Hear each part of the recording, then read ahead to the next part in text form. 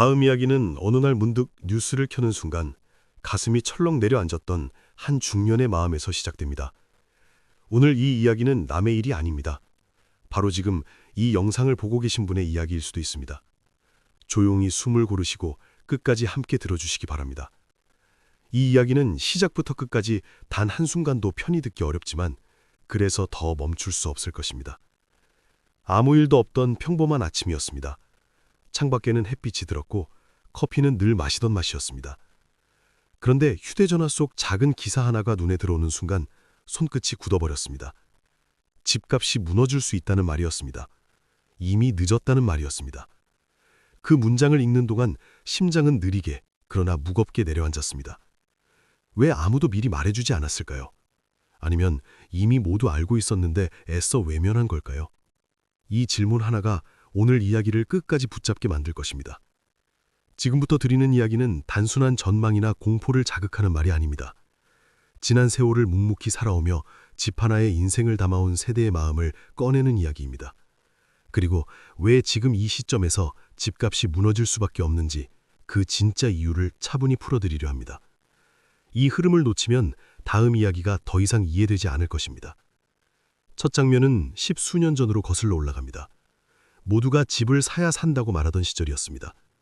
은행 창구 앞에는 줄이 길었고 주변에서는 지금 아니면 기회가 없다는 말이 당연한 상식처럼 퍼져 있었습니다. 평생 모은 돈에 대출을 보태 집을 샀고 마음 한편에는 불안이 있었지만 다른 선택지는 없어 보였습니다. 그때의 선택이 잘못이었다고 말하려는 것은 아닙니다.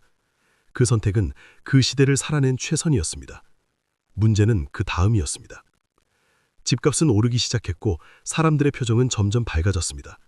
숫자가 오를수록 마음은 편해졌고 불안은 사라졌습니다. 이때부터 진짜 변화가 시작됩니다. 집은 더 이상 사는 곳이 아니라 버티는 이유가 되었습니다. 집값이 떨어지면 내 인생도 무너질 것 같다는 생각이 마음 깊숙이 자리 잡았습니다. 이 생각이 지금의 절망으로 이어지는 첫 단추였습니다. 그 다음 장면에서 우리는 은행을 다시 보게 됩니다. 대출은 점점 쉬워졌고 이자는 낮아졌습니다. 지금이 아니면 안 된다는 말이 반복되었습니다. 그런데 이때 아무도 묻지 않았습니다. 이 돈을 언젠가는 갚아야 한다는 사실을 말입니다. 이자는 낮았지만 빚은 커졌고 집값이 모든 것을 덮어버렸습니다. 이 조용한 축적이 나중에 어떤 폭풍으로 돌아올지 그때는 아무도 상상하지 못했습니다. 이제 분위기는 조금씩 달라집니다. 금리가 오르기 시작했고 물가는 생활을 압박했습니다. 병원비, 장보기 비용, 아이들 걱정, 노후 준비까지 한꺼번에 몰려옵니다. 그런데 월급은 늘지 않습니다. 이 지점에서 사람들은 집을 바라보며 안도의 한숨을 쉽니다. 그래도 집은 있으니까 괜찮다고 스스로를 다독입니다. 바로 이 순간이 다음 장면을 피할 수 없게 만드는 결정적 지점입니다. 집은 팔리지 않습니다. 사고 싶어하는 사람은 줄어들고 버티는 사람은 늘어납니다. 거래가 멈추면 가격은 의미를 잃습니다. 가격이 사라지면 불안이 다시 고개를 듭니다. 이 불안은 예전과 다릅니다. 이번에는 시간이 해결해주지 않는다는 것을 모두가 어렴풋이 느끼고 있기 때문입니다. 여기서 진짜 이유가 드러납니다. 집값이 무너지는 진짜 이유는 단순히 경기가 나빠서가 아닙니다. 사람의 수가 줄어들고 소득의 흐름이 바뀌었으며 빚을 감당할 힘이 약해졌기 때문입니다. 집을 사줄 다음 세대는 이미 다른 삶을 살고 있습니다. 집보다 삶의 안정과 자유를 선택합니다. 이 변화는 되돌릴 수 없습니다. 이것이 초토화의 본질입니다. 이제 이야기는 한 개인의 선택으로 좁혀집니다. 버틸 것인가, 내려놓을 것인가. 이 선택 앞에서 많은 분들이 밤잠을 설칩니다. 평생 일궈온 집을 손에서 놓는다는 것은 단순한 거래가 아니라 삶의 일부를 내려놓는 일입니다. 그래서 결정은 늦어지고 늦어질수록 상황은 더 어려워집니다.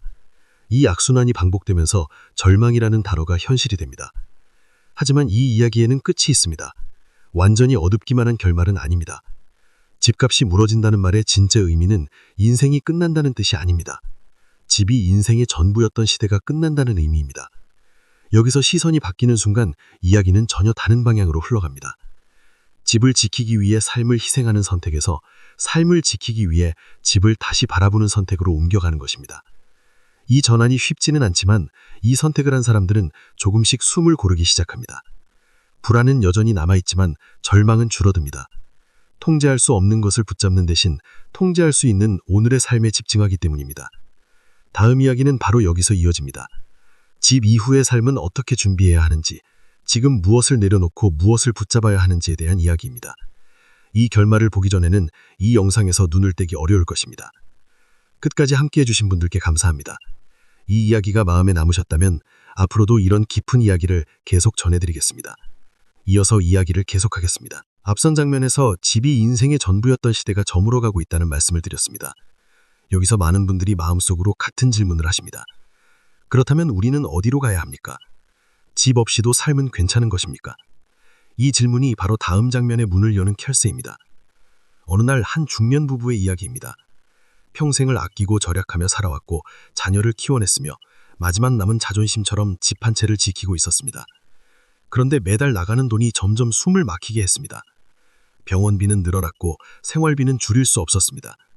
밤마다 잠자리에 누우면 같은 생각이 반복되었습니다.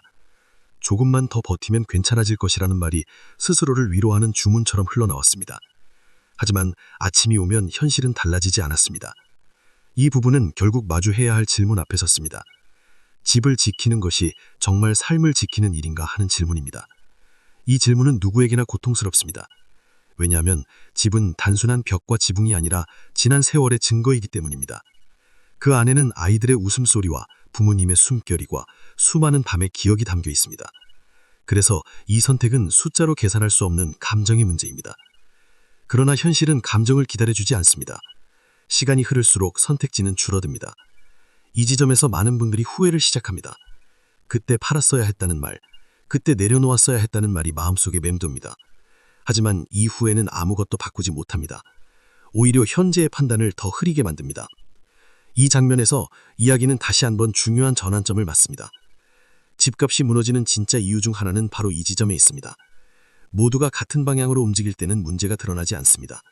그러나 방향이 바뀌는 순간 움직이지 못하는 사람들은 한꺼번에 같은 선택을 하려 합니다. 이때 시장은 그 무게를 견디지 못합니다. 집은 넘쳐나고 선택은 늦어집니다. 이 구조 속에서 개인의 잘잘못은 의미를 잃습니다. 구조가 만들어낸 결과일 뿐입니다. 이 사실을 받아들이는 순간 사람들은 조금 다른 표정을 짓기 시작합니다. 분노와 억울함 대신 피로가 앞섭니다. 이제는 싸울 힘도 남지 않았다는 느낌입니다. 바로 이때 필요한 것은 용기보다도 관점의 이동입니다. 집을 기준으로 인생을 바라보던 시선에서 인생을 기준으로 집을 바라보는 시선으로 옮겨야 합니다. 이 전환을 먼저 한 사람들의 이야기를 들여다보면 공통점이 있습니다. 처음에는 두려웠지만 시간이 지나면서 마음이 가벼워졌다는 점입니다. 모든 문제가 해결된 것은 아니지만 적어도 매일 밤 집값 뉴스에 가슴을 쓸어내리며 잠들지는 않게 되었다고 말합니다. 삶의 중심이 다시 자신에게 돌아왔기 때문입니다. 여기서 많은 분들이 다시 묻습니다. 그렇다면 지금은 너무 늦은 것입니까? 이 질문에 정답은 없습니다. 다만 한 가지 분명한 사실은 시간이 갈수록 선택의 폭은 줄어든다는 점입니다. 그래서 지금 이 순간이 가장 빠른 시점일 수 있습니다. 이 말은 희망을 주기 위한 말이 아니라 현실을 직시하자는 뜻입니다. 이제 이야기는 마지막 큰 흐름으로 들어갑니다.